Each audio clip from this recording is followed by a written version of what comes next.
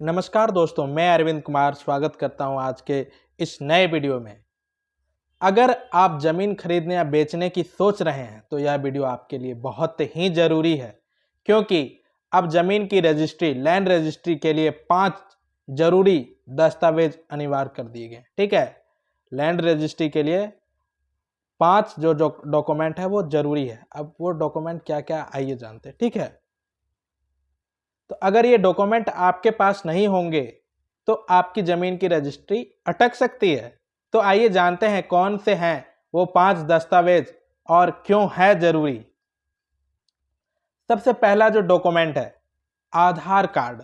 ठीक है, ज़मीन की रजिस्ट्री के लिए आधार कार्ड अब अनिवार्य है, मतलब ज़रूरी है। ठीक है, खरीदार और विक्रेता दोनों का आधार कार्ड होना चाहिए। इससे सरकार को आपकी पहचान की पुष्टि होती है और फर्जीवाड़ा रुकता है। पहला डॉक्यूमेंट आप समझ चुके होंगे। अब चलते हैं दूसरे डॉक्यूमेंट की ओर। दूसरा दस्तावेज क्या है? ठीक है, दूसरा है पैन कार्ड। पैन कार्ड, अगर जमीन का मूल्य 50,000 से ज्यादा है तो पैन कार्ड जरूरी है। ठीक है, इनकम टैक्स विभाग को ट्रांजैक्शन की जानकारी मिलती है। ब्लैक मनी और बेनामी लेन देन रोकने के लिए यह दस्तावेज महत्वपूर्ण है। समझ पा रहे हैं, यह इंपॉर्टेंट है। अब हम जानते हैं तीसरा दस्तावेज क्या है। तीसरा डॉक्यूमेंट क्या है?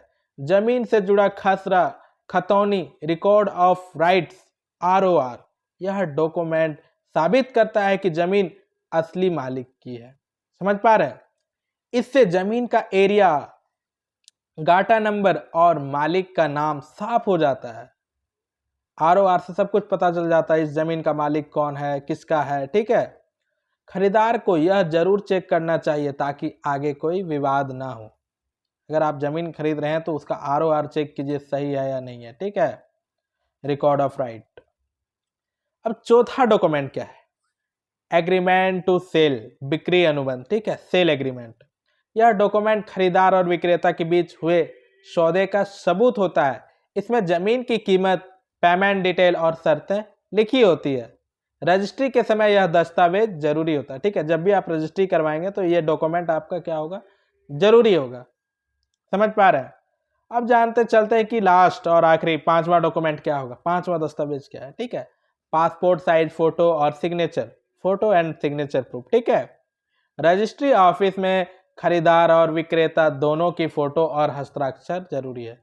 जो जमीन खरीद रहा है और जो बेच रहा है, दोनों का फोटो और उसका सिग्नेचर होना चाहिए, वो जरूरी है। ठीक है, यह डॉक्यूमेंट आपकी उपस्थिति और सहमति को साबित करता है। मतलब ये फोटो कॉपी और फोटो और सिग्नेचर प्रूफ से है कि आप वहाँ जमीन बेचते समय मौजूद थे, ये आपका प्रूफ है। ठीक है, कि कोई और ना बेच सके।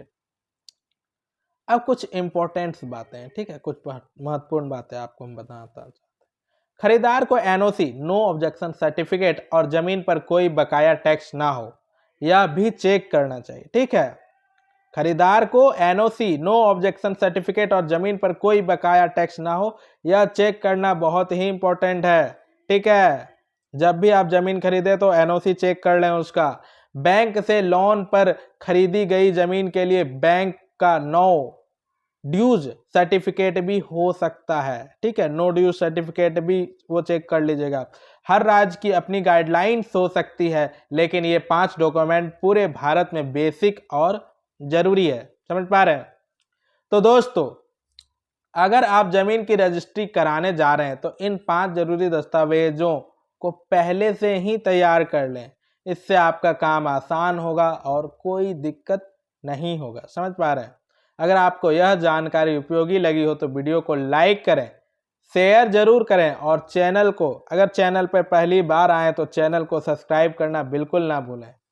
मिलते हैं अगले वीडियो में, तब तक के लिए बहुत बहुत धन्यवाद।